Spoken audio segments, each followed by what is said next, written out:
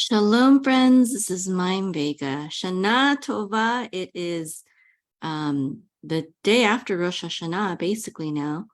We're now in Tzom Gedaliah, the fast of Gedaliah. And this week, the Torah portion is Haazinu, Parshat Haazinu. So I'd like to give you just a very short Hebrew and Torah life coaching message based on this Torah portion. Okay, so let me share my screen real quick, and I hope that my internet doesn't die in the middle of the lesson. And I hope you can see this as well. So this is the first verse of the Torah portion. And this is the Chabad website, okay, chabad.org. And the first verse is, this is in Deuteronomy chapter 32, verse 1, okay? So let's go back here.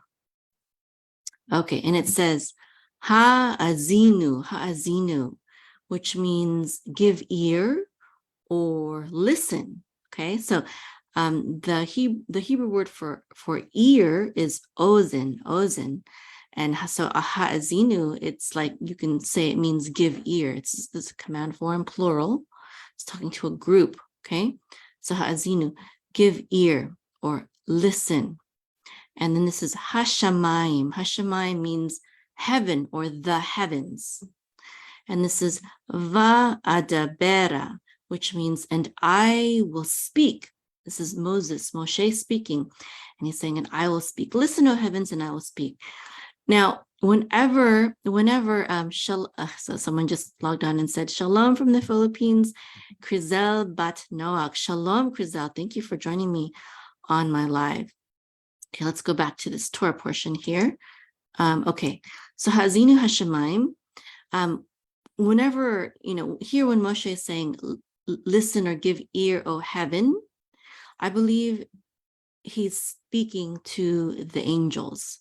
Now, I know in Judaism, sometimes, some people say there's no such thing as angels. It's just like anything can be an angel. There's different things. They say Rambam didn't believe in angels, but then he also wrote about a whole hierarchy of angels. I believe in angels. What they are exactly, I'm not sure. I mean, I just read about a very interesting midrash today, or actually not today, but yesterday, about the story of creation, when God said, let us make man in our image. There's a story in the Talmud about how God was talking to the first set of angels that he made. And I learned this from Rabbi Lord Jonathan Sacks, who's the former chief rabbi in England. And he was also knighted by the Queen. That's why he has the title Lord. And so it's Rabbi Lord Jonathan Sacks. He gave the story from the Talmud, not that it's necessarily, 100%, literal or to be taken as truth, but it is very interesting legend that, when God made, he first made the angels before he made man. And he consulted with the angels. So in Genesis, in the first chapter of Genesis, when he says, or I don't remember if it's his first chapter, but it's in the first few chapters of Genesis when he says, let us make man in our image. Basically, the Talmud is saying that he was talking to the first set of angels that he made. And then the angels were like, well, they didn't know what man was. They didn't know what an Adam was. So they said, well, God, creator of the universe, so can you tell us a little bit more about what is man? What is man that you are mindful of him? Why are you even thinking of this man, right? And then so God told the angels about everything that man would do, and actually all the harm and all the sin that man would do, and all the harm that our sin would cause, all the destruction, all the, all the bad things, basically, that we hear about throughout the Bible. And the angelic host was like, you probably should not make them if they're going to be that bad. It's a very interesting drash. I'm not going to share it with you. It's quite long, but if you if you look it up on YouTube, just look up Rosh Hashanah, Confusing Satan. And it's the video by I think it's the Jonathan Sacks Foundation or something like that. It's by Rabbi Jonathan Sacks. Very interesting message there. Anyways, so when it says Haazinu hashamayim, listen, O heavens, give ear, O heavens, I believe that Moshe is talking to the angels and he's saying, listen in order to be a witness. Okay. And then the next word is va'adabera, and I will speak. So he's saying, listen, O heavens, and I will speak. And then it says vetishma, and hear. Now this is a different. We have haazinu, which means listen, and vetishma, which is hear. And I believe that the difference in these two Hebrew words is that that listen is more like a listen, like hear me out. But this vetishma, it's the same root as the word shema, and Shema Yisrael Adonai Eloheinu Adonai Echad. So this is more like hearken, like pay attention. You need to really pay attention to this. One is more like acting as a witness, but the other one is like, I'm about to tell you something that's very important that you probably, it's a little bit more intense. Okay. And then when he says, and here Vetishma, he's talking to Haaretz, the earth. And so when it says the earth, I don't think it means, the land, like the soil, right? He's not talking to Ha'adamah. I believe this is like when we say, I'm from Texas, and when we say, if I say, if someone comes from out of town and they're speaking to an audience, they say, hey, Texas, right? Or if you go to, Israel, some kind of speaker, famous speaker or politician or musician, they're like, Shalom, Israel, or Shalom, Jerusalem. They're not talking about the physical location. They're talking about the people, right? So I believe Moshe here is speaking to the people of Haaretz. He's speaking to the people of the land. It could be the land of Israel, or it could be the whole earth. Okay, I believe he's talking to the whole earth, the whole world. Knowing that the Torah or the Bible would one day be known throughout the earth. Okay. So Haazinu hashamayim, hear, O heavens, va'adabera, and I will speak, vetishma, and listen or hearken, hear, haaretz, O earth, imre'pi, to the sayings of my mouth. Fi or pi is mouth. Okay, imre'pi is like sayings. Okay, to the sayings of my mouth. So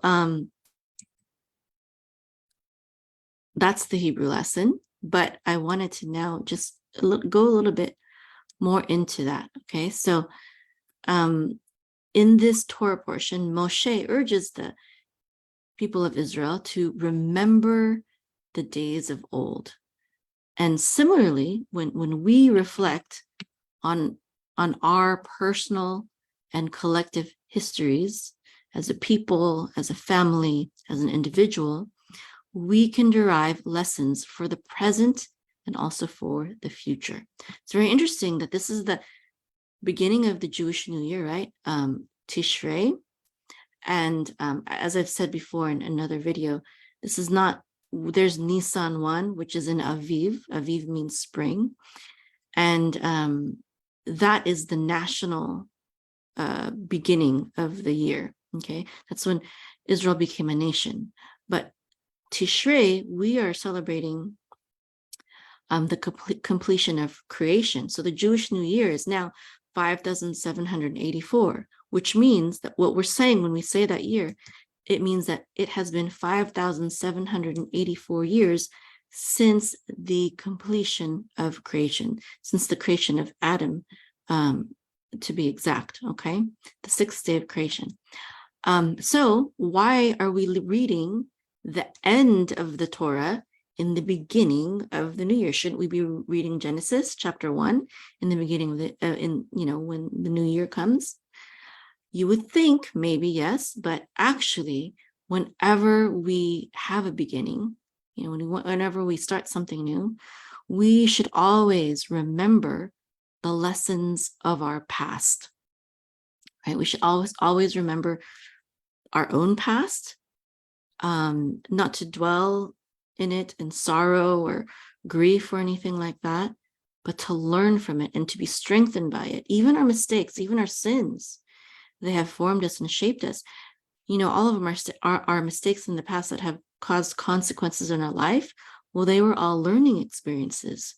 And if we had not learned those things, we wouldn't be who we are now. We wouldn't have the same kind of strength and resiliency that we have today. So we have to learn from our past.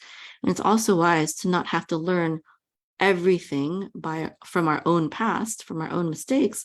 It's also wise to learn from the mistakes and from the experiences of our forefathers, of our parents, of our ancestors, different people who have come before us who we know and trust. And this is why we read the Bible, right? Because we want to learn from the lessons of our spiritual forefathers, learn from the people whom the Creator chose to give and to entrust with His word, the Torah, and to live out the Torah and His ways on this earth. So that's why, even though it's the beginning of the Jewish New Year's, the celebration of the completion of creation, we're not reading the beginning of the book. We are still reading the end of the book to remind us, I believe, that we have to look back and stand on the shoulders of giants, so to speak, right? Just like that famous saying. So, how often do you reflect upon your past, and how has your past shaped the person that you are today? I don't think I would be as strong as I am today in many different ways had I not gone through a lot of struggles. And like, my marriage wouldn't be as strong, my family wouldn't be as strong had we not gone through our different difficulties that we've faced in life.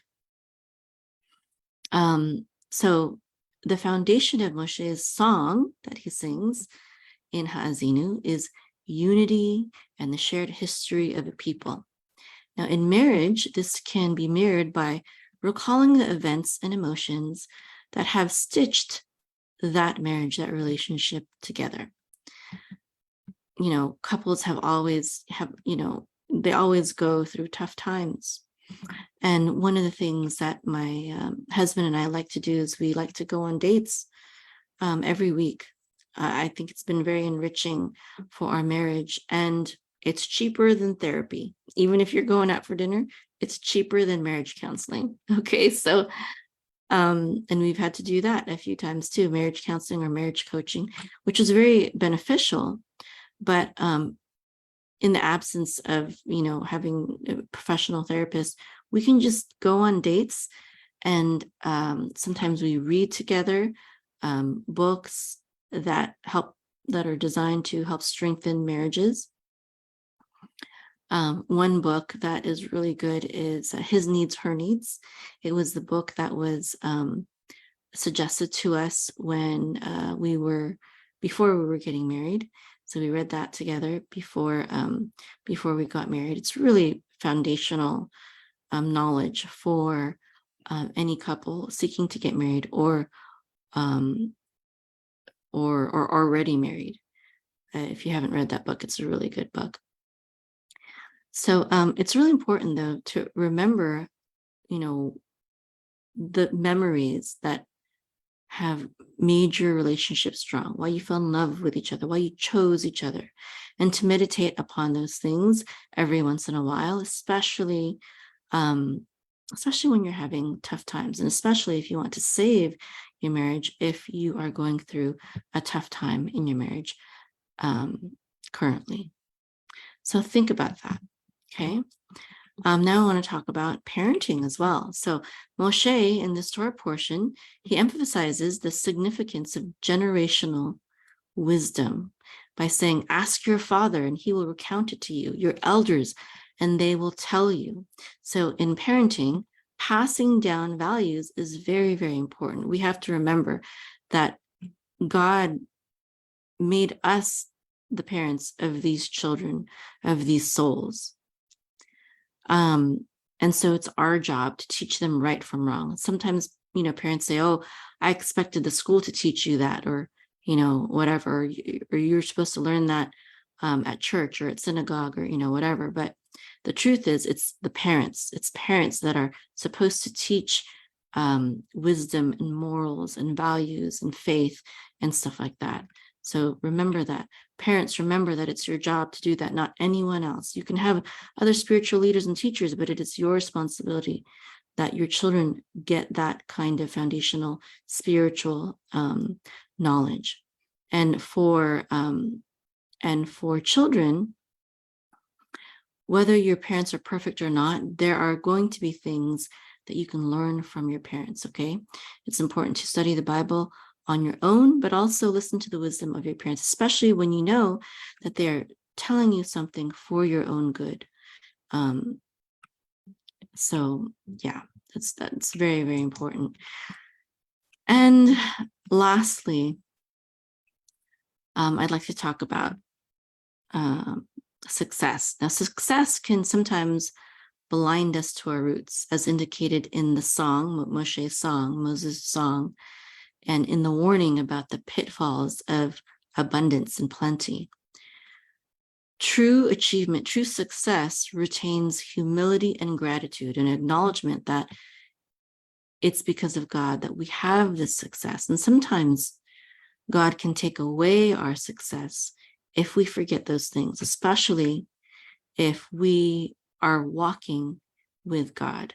When we're walking with God and we meet with failure, it's not because he's cursing us or anything like that necessarily, but sometimes it's just a learning opportunity. And God may be saying, hey, remember me, okay? Remember me. That's a message often in the Bible, that we're going to forget God and we're going to go through all these hard times, and then we're going to remember him again, and he's going to bless us again.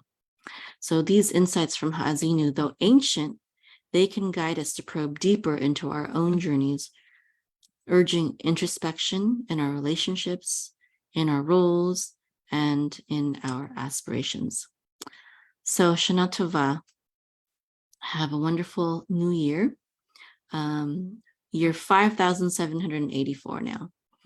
Whether you believe that literally or not, it's okay. It doesn't matter. But still, whether you're Jewish or not, I do pray that you have a blessed new year, a new year of blessed relationships with your spouse or loved one, with your children or your parents. I pray for healing for yourself and your loved ones, and also pray for success in all your endeavors and aspirations, and that you would commit all your ways to the Creator and ask him to direct you in all your ways. Shalom.